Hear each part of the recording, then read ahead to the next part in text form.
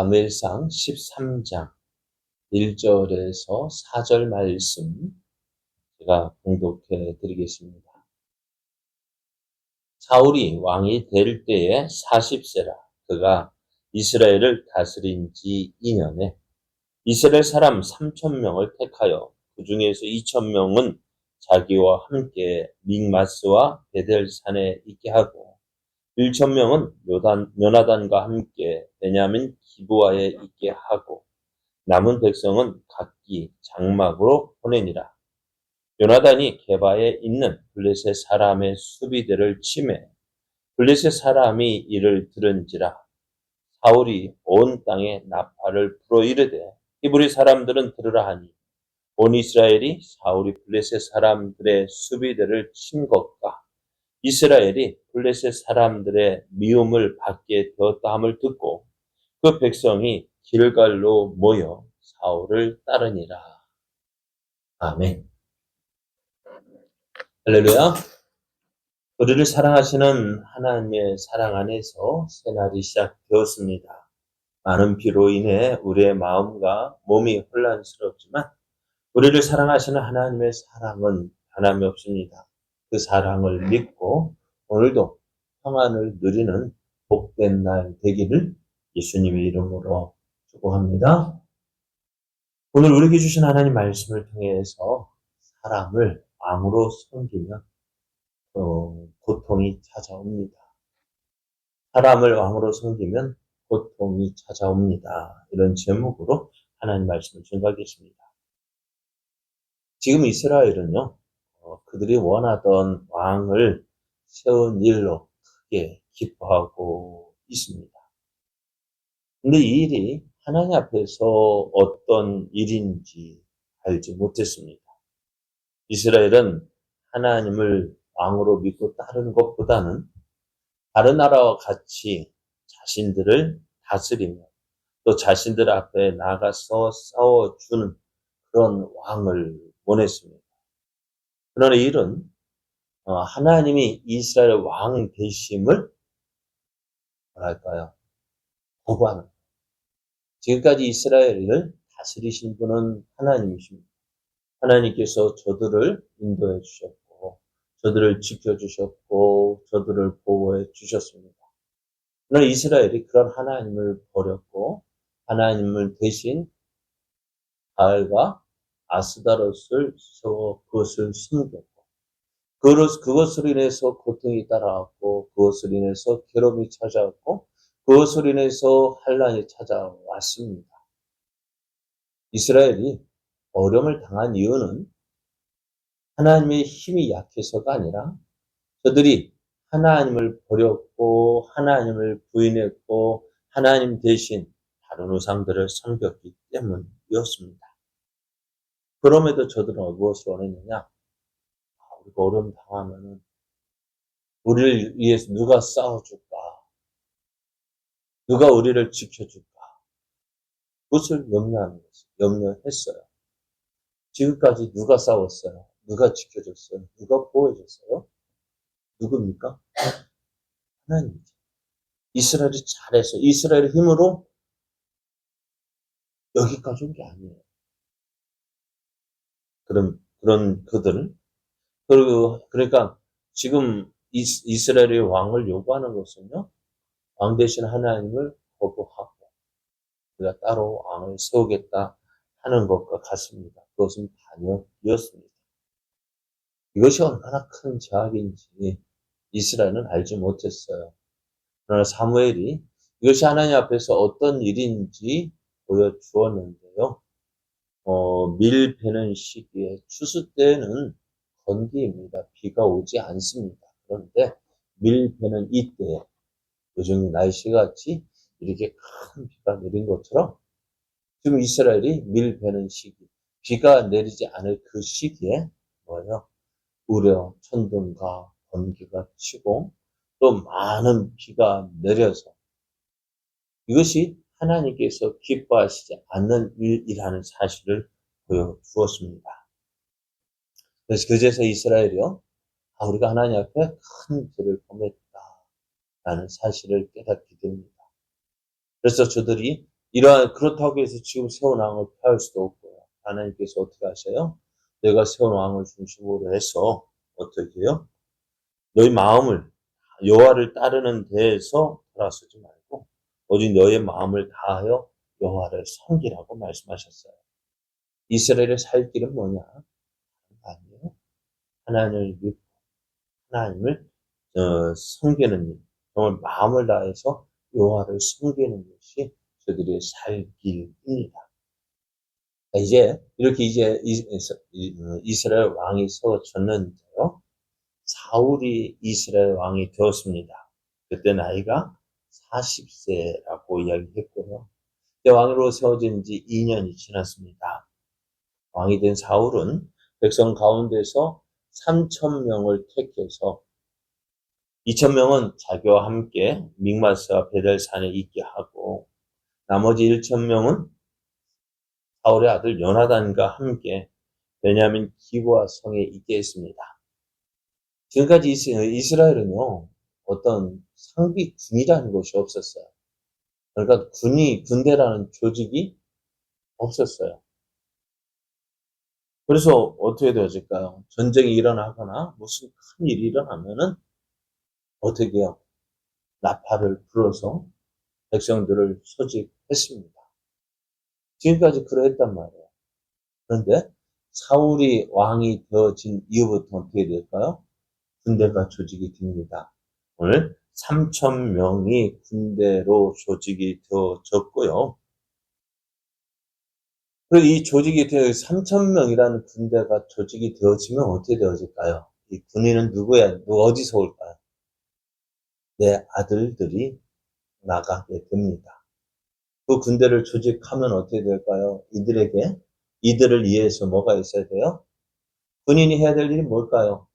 그 전쟁을 위해서 훈련하고 또 준비되어지는데요. 이들이 하는 일, 농사 짓는 일이 아니라 군대 훈련을 받는 것이 이들의 일입니다. 이 일을 누가요? 내 아들들을 보내야 되고 이들을 먹이기 위해서 어떻게 해요? 또 세금도 내야 하고요. 그래서 백성들은 어떻게 될까? 이들을 위한 무엇을 내야 될까요? 왕을 위한 세금을 내야 되고요. 또 군대를 위한 세금을 내야 되고요. 그렇게 되어졌어요.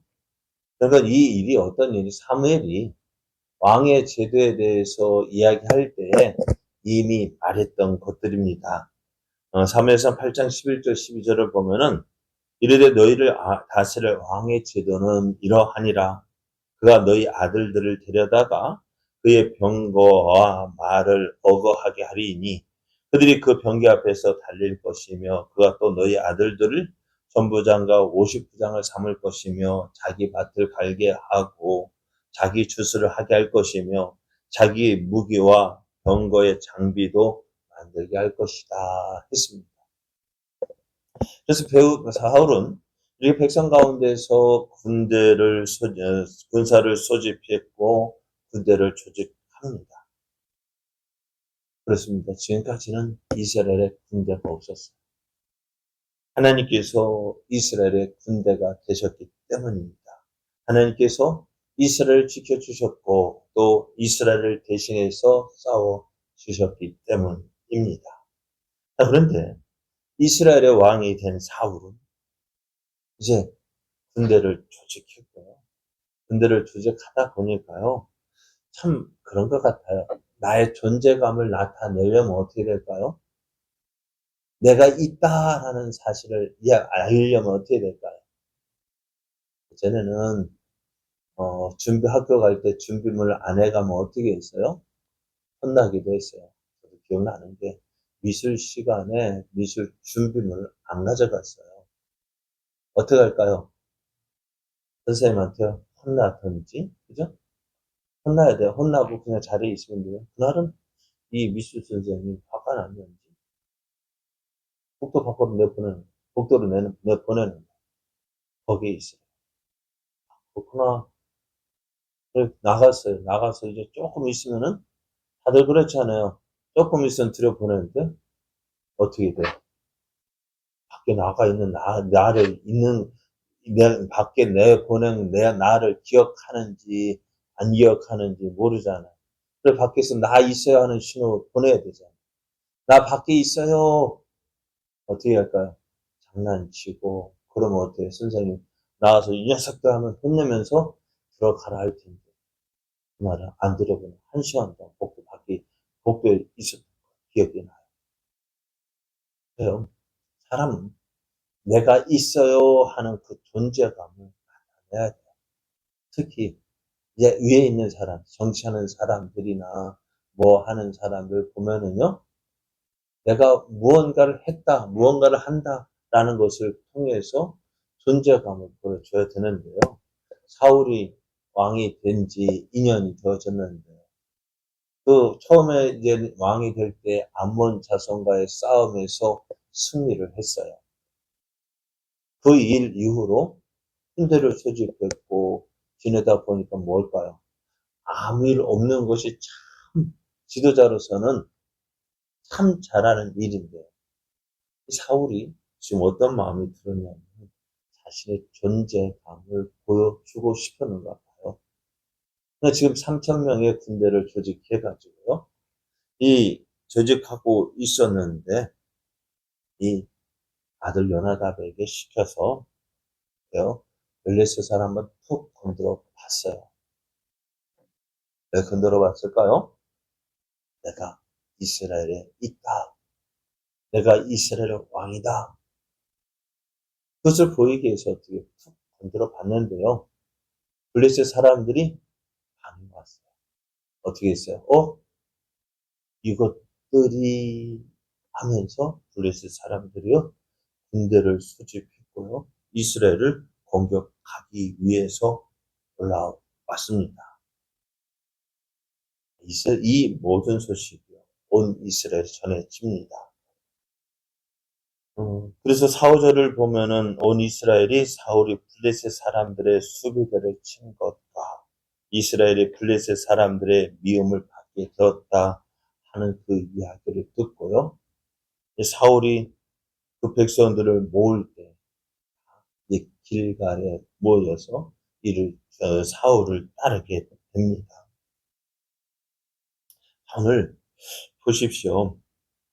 오늘 이 일이 왜 일어났을까? 안 해도 될 일이잖아요. 왜 건드려요? 왜 건들까요? 내가 있다. 참 앞에서 말씀드린 것처럼 내가 있다라는 것을 보여주려면 무엇이 있어야 될까요? 백성들의 수고, 백성들의 희생이 있어야 합니다.